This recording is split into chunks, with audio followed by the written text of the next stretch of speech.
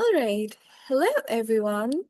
Welcome to another episode of MCD Live. And today we will be discussing an very important topic that is how we can remain stable despite the challenges that have come our way or despite the chaos that is happening around in the world. Basically, despite the changes that are happening around the world and how we can stay stable. What does stability basically mean for you? What does it actually um, mean to be stable in your point of view? So, the world, of course, is constantly changing. And before we get into that, I want you to reflect on something.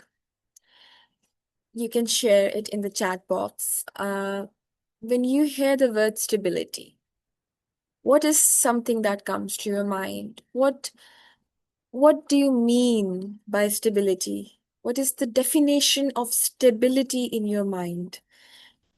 And do you think that stability means when your life is predictable, when the world around you does not have any events or changes occurring that you didn't know about before? And how does it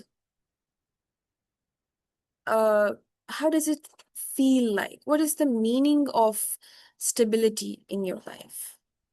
Where the circumstances are fixed, where your relationships, where your routines, where your health, your plans, everything is as you expected. Does that mean stability in your life?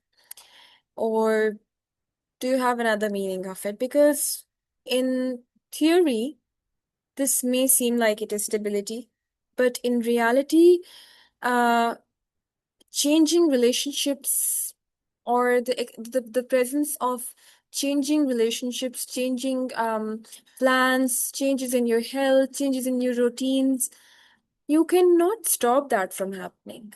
Everything is bound to change. The world is changing, and we are a very small part of this world. So you cannot expect stability while the world is changing, while these things are changing. So, if you believe that this is the definition of stability in your life, do you really think it is the correct definition? Do you really think that you can predict a relationship?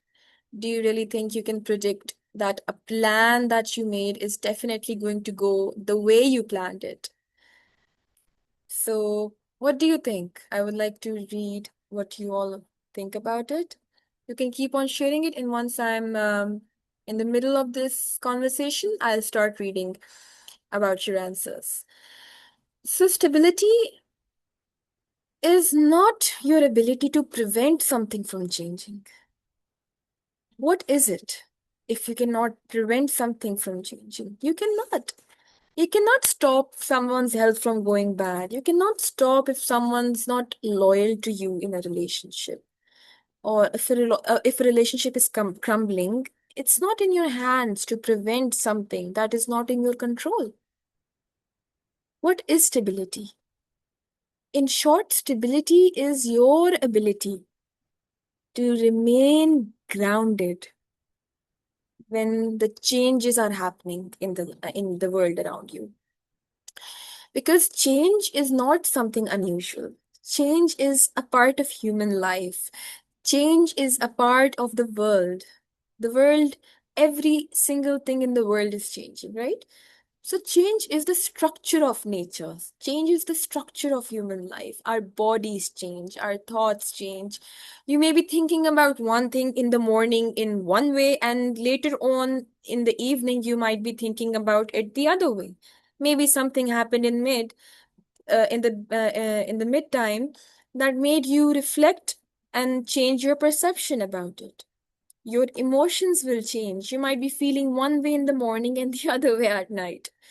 Your relationships change, and even your roles change.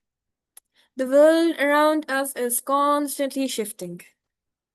But there's a psychological suffering that happens when we expect that we can stop this change, or when we put our dependence on the world around us and not keeping a grounded inner self. Now, we want to remain certain. As human beings, we want to feel like we can predict anything, that something has to be certain for you to stay stable, right? So we are going to discuss this in detail today. And before we understand stability, before we understand what it means, we need to understand where we as human beings look out for it. Where do we find it? Now, there are two forms of stability, two forms of happenings, right? There is one which we refer to as the external stability, or the external things that we can control or we cannot control. Then we have the internal stability. If uh, if I talk to you about how people usually talk in their daily routine when it comes to stability, and when it comes to, if you see a nervous person and you tell them you're always looking nervous, well, how can I help you?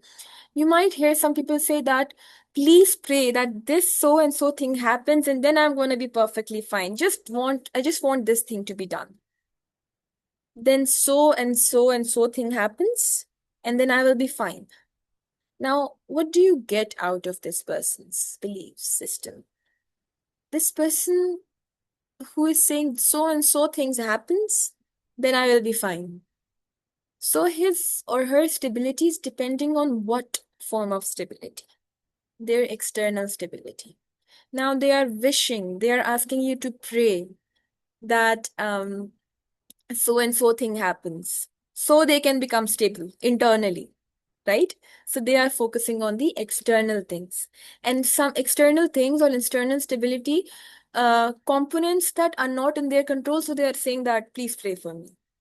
They are telling you, please wish, uh, please help me out with this or something. They are depending on something that is not in their control. That is what we refer to as the external locus of control, the external stability. And every time when you talk to people about what being fine, what having peace means to them, what being stable means to them, most of them would respond the same way, that I am just worried because of this. I wish so and so things happen so I can become internally safe. I can become internally balanced. So, how do you usually respond when, let's say, okay.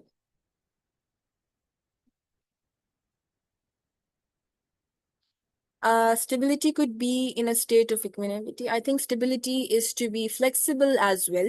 One's ability to simply be changed is the only constant. So we need to be proactive to respond to emotions and all encounters and not react. Yes, of course, we as human beings want to react, but again, we have discussed so much about pausing, about thinking. We have by now we understand that what does keeping a pause mean? Pausing basically means uh, before reacting to something, giving yourself the space to think, giving yourself the time to think, right? You can react, but in a grounded way. You're very right. That change is the only constant. You cannot stop things from changing. You cannot stop it from changing, right? So, a lot of people, when they talk about stability, they want reassurances.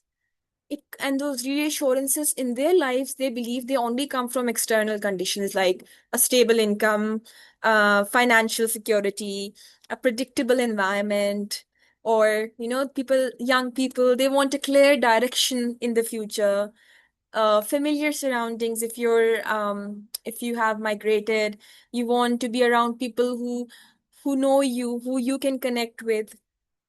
Of course, these things are important: financial security, stable relationships, all of that is important. Now, as human beings, our brain naturally prefers patterns and predictability because predictability actually reduces the sense of uncertainty and it allows your brain to function efficiently. Beforehand, once your brain knows that so and so thing is about to happen, then your brain is going to be ready for it. We as human beings do not like shocks, surprises, sudden things happening, changes, people changing, circumstances changing, responsibilities changing, our bodies changing, and even the understanding of ourselves changing.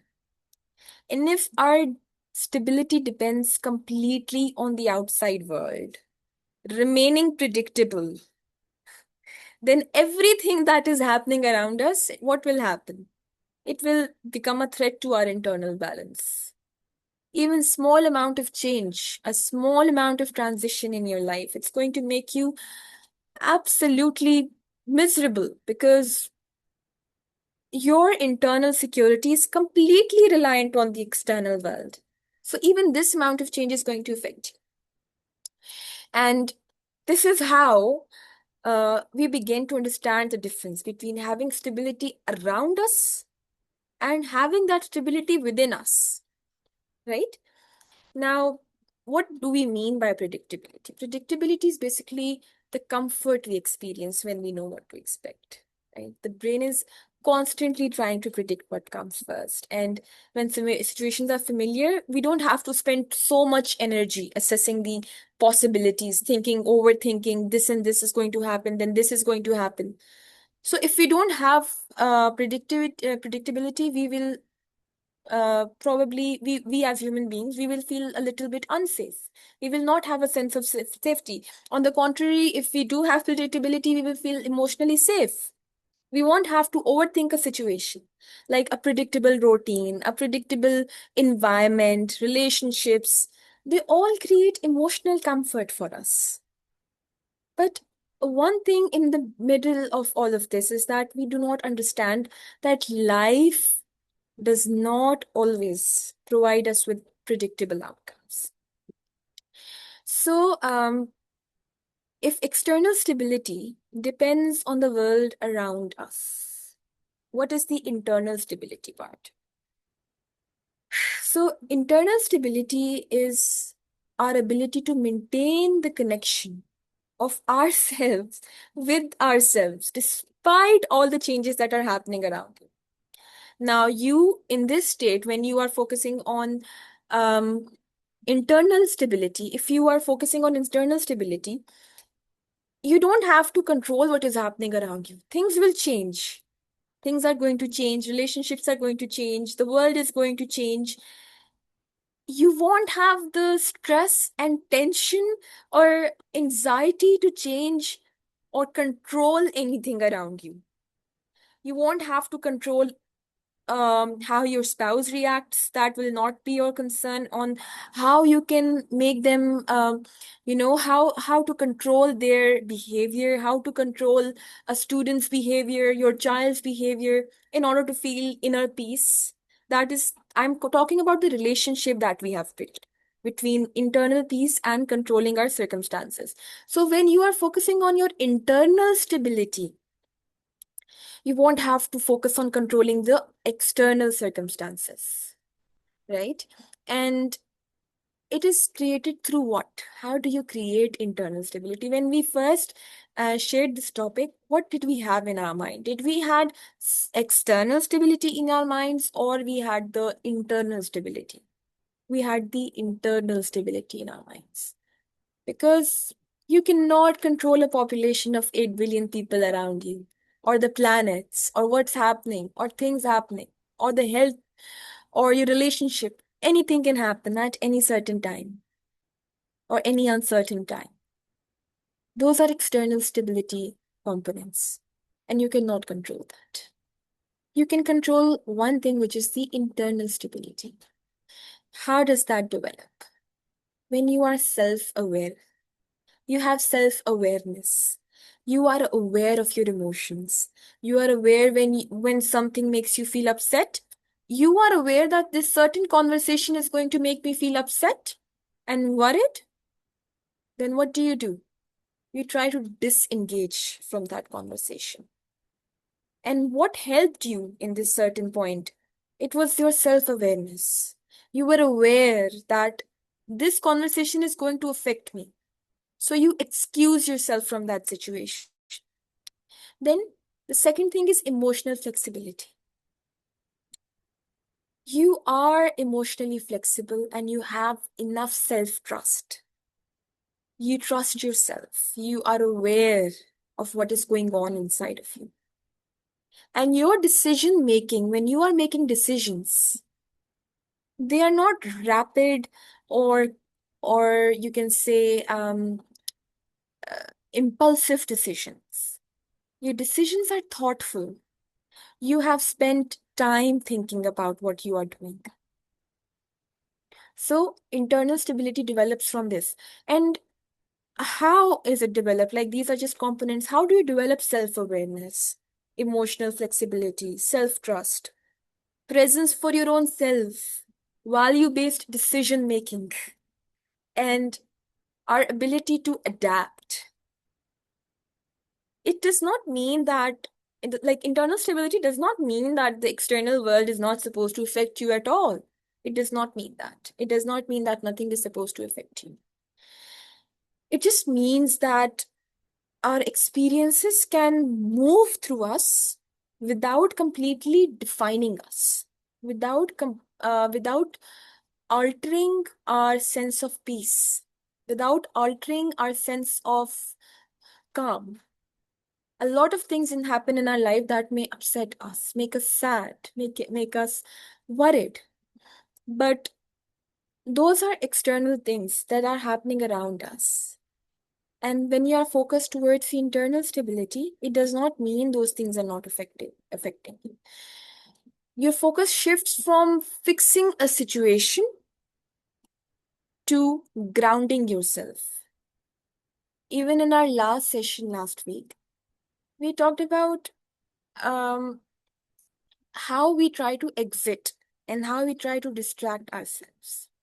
It does not mean that getting out from something or distracting yourself is not going to help.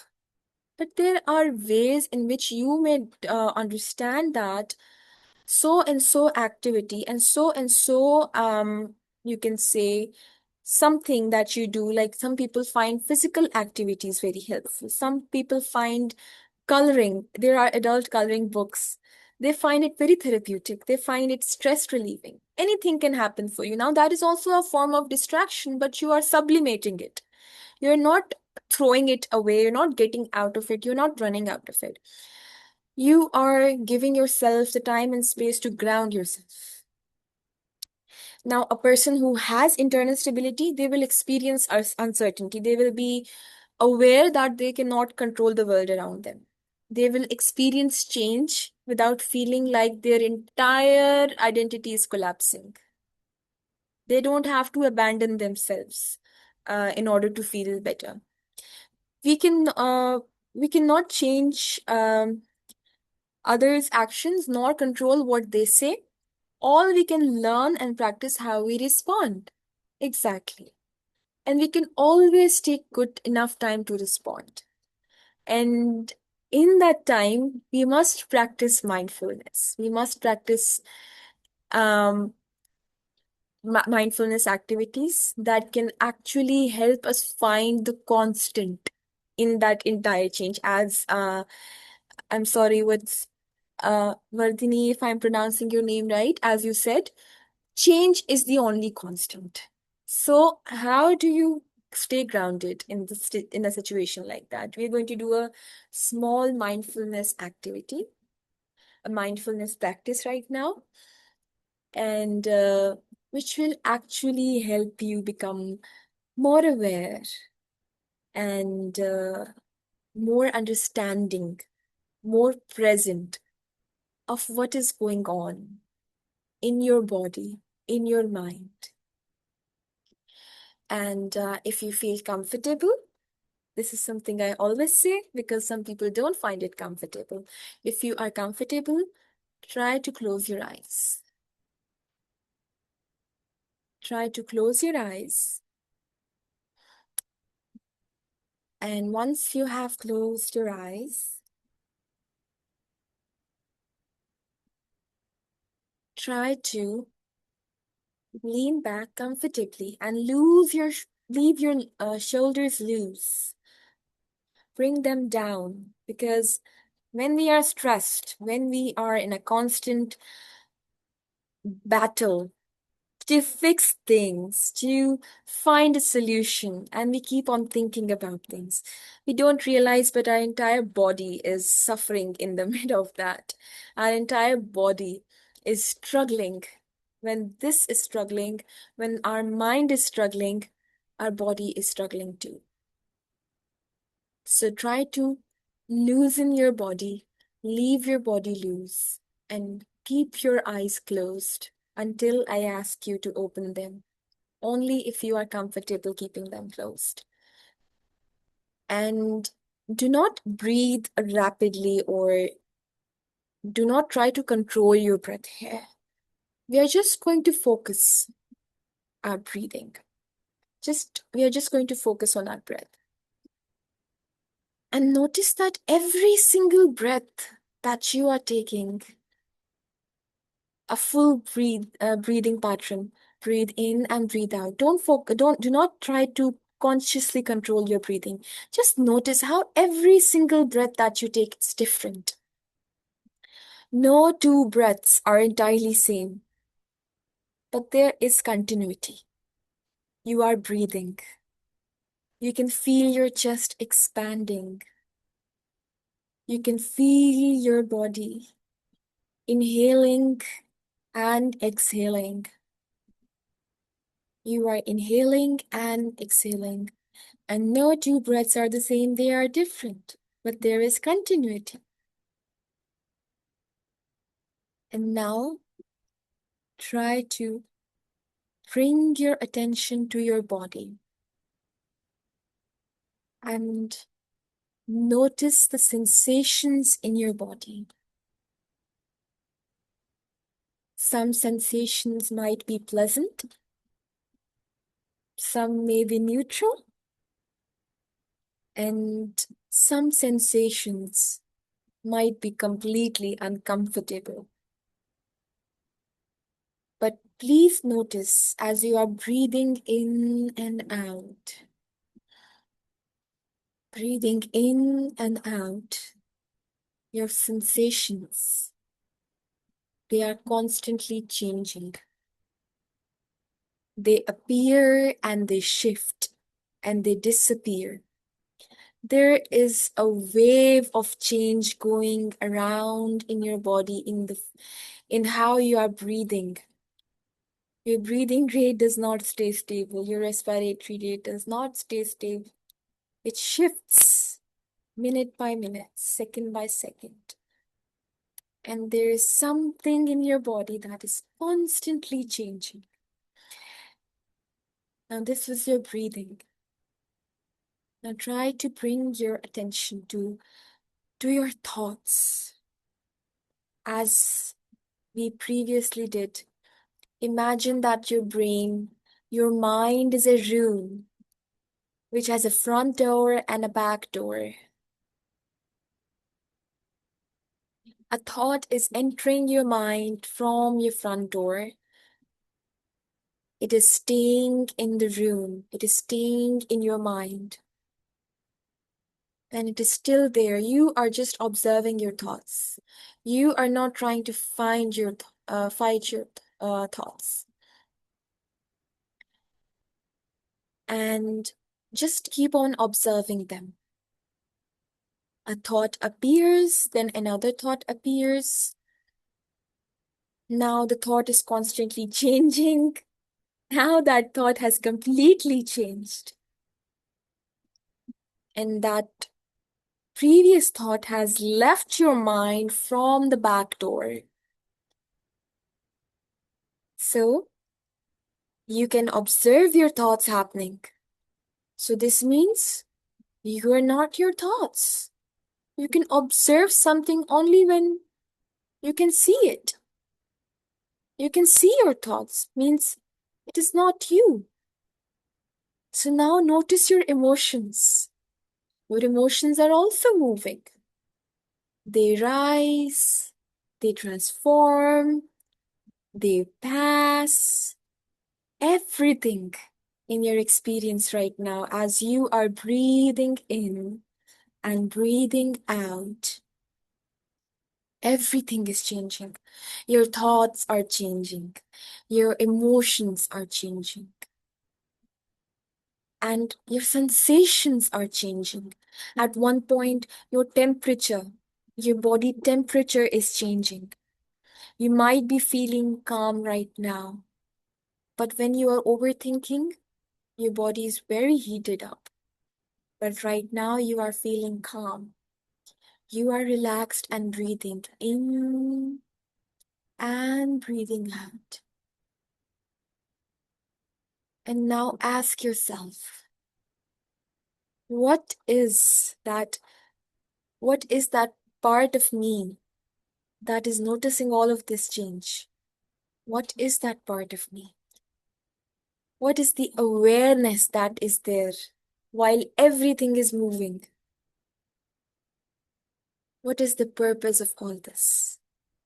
What is your purpose around when all of these things are happening around you? What is your purpose? What is your work? To stay calm, to stay relaxed. Your breathing is continuous. The continuity is stable, but the pattern is not. So you keep on breathing in and you breathe out. You breathe in and you breathe out. And you remain present despite all the changes that are happening around you without actually becoming lost in those changes. You have the ability to close your eyes and get going on with your internal world and calm yourself down and take a deep breath in and a deep breath out of your mouth.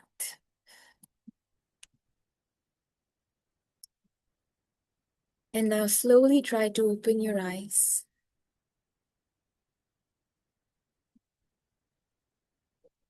You can share in the chat box how that made you feel and how did it help you in becoming aware of your internal world? Did it help you? You can share it in the chat box.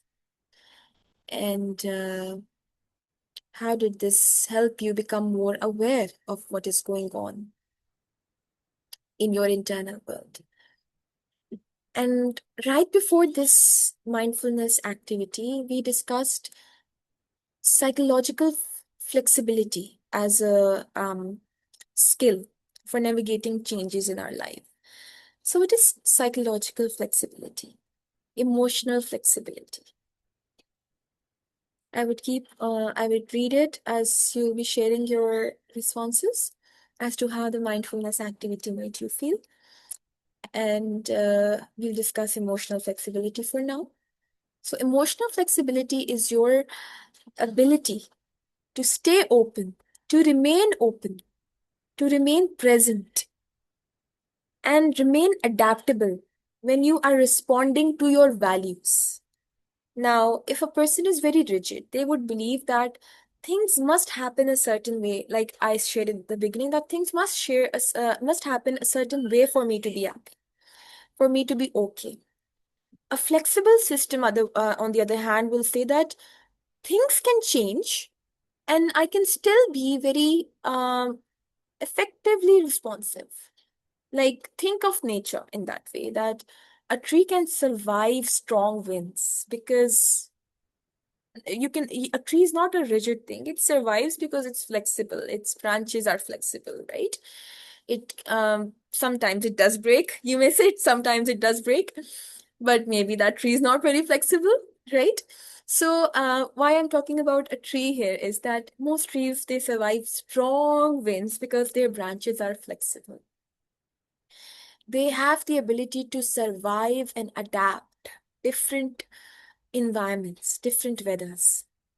And the same thing we have to develop for our own selves. That the mindfulness activity you just did, we can use that to remain internally flexible, because flexibility helps us adjust without losing our identity, and it also helps us accept the reality without becoming passive.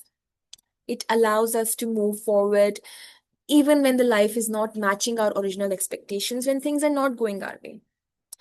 One of the deepest challenges of change, other than you know, depending on it for our stability, is that it challenges our sense of identity, right? Many people, they define ourselves through their external roles. Like some people may define themselves through their career, from their relationships, their achievements, their past experiences. But again, all of these things can change. Now, a sense of identity develops, a good sense of identity, a strong sense of identity develops when we try to understand and reaffirm it to ourselves. When we keep on telling ourselves that I have experiences that are bad, that are unfortunate, that did not go according to my plan, but I'm not limited to my experiences. I do have thoughts that are bad, but I'm not the thoughts I think. I do have emotions. I may get angry. You know, some people, when they get upset and angry, they later on deal with a lot of guilt because, of course, they feel like they are internalized that emotions into their personalities. So you have to tell yourself that I do have emotions, but again, I am not my emotions. I'm not every emotion I feel. And mindfulness, as we have been emphasizing on so much, it creates that ability to observe our experiences, just like we observed our sensations, our emotions, our feelings, our sensations. Mindfulness can help us observe our experiences without being completely defined by them. It allows us to return to something much deeper than our circumstances. Instead of relying completely on our circumstances, we are relying on what? Our internal self, our reaffirmations. I am not my thoughts. I am not my thoughts. I am not my circumstances. I do not have to control the people around me. I have control over what I can feel, how I can feel better, how I react, how I can pause, right? And how do you do that? By becoming your own anchor. Just reflect on this. You can share this again in the chat box if you wish to. Uh, what is that one thing in you? Like, take it as a question for today. Think about it. If you want to share it right now, you can share it. But once, as we are about to come to the end, think about it.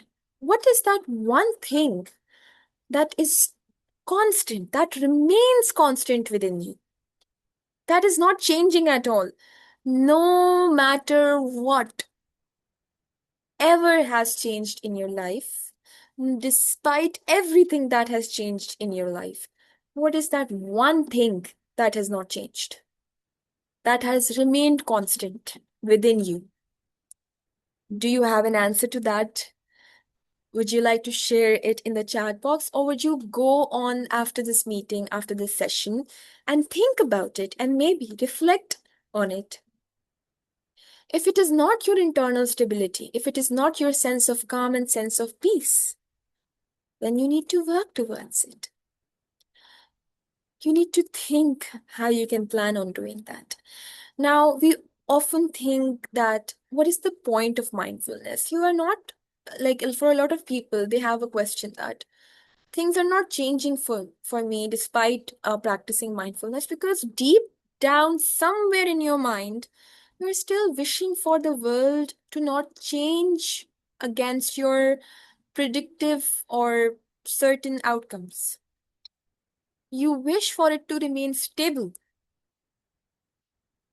but that world does not exist. The mindfulness aim and intention must be very, very different than you trying to change the external world for you. Again, even if you're doing mindfulness and still relying on the idea that so and so thing is going to happen, then I'm going then the goal of mindfulness is absolutely lost.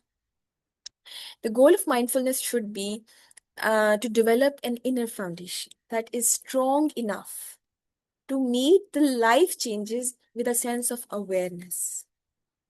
When you are aware, to bring a sense of awareness in your mind, to bring a sense of stability in your heart.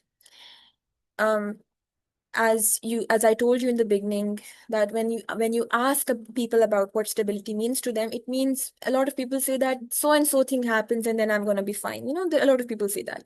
So that is not stability. You cannot find stability in the idea of remaining still, the idea of remaining constant. You can find stability when you learn how to remain grounded when your life continues to move. The world will continue to transform, to transition. New chapters are going to begin, and old chapters are going to close. But when you have developed awareness, flexibility, when you have developed presence, you can learn to become your own anchor, your own safe place. And this is the foundation of actually being stable in a changing world, in a world full of chaos, in a world that has so much going on that sometimes we even feel like questioning that what even is going on. A lot of people, when we turn on the news channels, we just get very scared. We are not able to comprehend what's going on, and our internal self, it starts to get disturbed. So try to become your own anchor. Try to become your own uh, you know, platform of awareness where you are aware of what's going on. You are not in the run to change things around you. You are not in the run to make amendments in how the world is going to work. So, would anybody like to answer that question as we have come to the end? Would anybody like to share if there is something that has remained constant despite all the life changes that have happened in their lives? Or would anybody like to share something else? Um, you have the time and space to do that right now.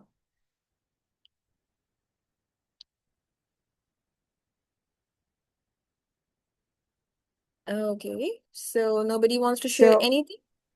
this is Vardini. So I was just thinking, we were just talking about the breath even changes, like every breath, right? We were just noticing that. So is there really something that always stays constant? That's my thought right now. I couldn't hear There's you. nothing. Your voice is a bit low. Can you speak a little loud? Oh, oh, sure. No, we were just talking about even the breath changes, every single breath changes. So is there anything at all that's always the one thing that's always constant in your life? That's the question. That's what you ask. Think about something. I don't think there's anything that's constant. So we have to get that foundation. So I don't know. Maybe I'm wrong. I have to think some more, probably. I'm not. No, no, you're absolutely right.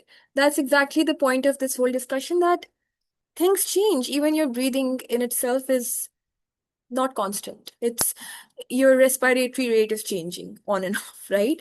So even that is not constant. But what is the goal behind this mindfulness?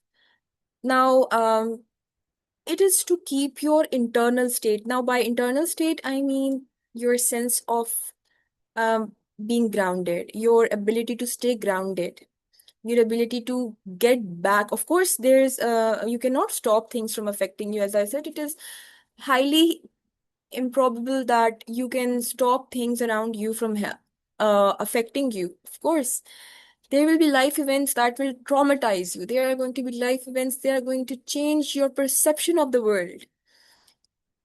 Your perceptions, again, are constantly changing. You cannot stop them from changing. As I told you, in the morning, you will be thinking about a certain matter in one way. At night, you will be looking at it from another direction. So it's all an ever-changing process. The world is changing, and as very, very small parts of this world, we as human beings are also changing into the very minute details that exist within us.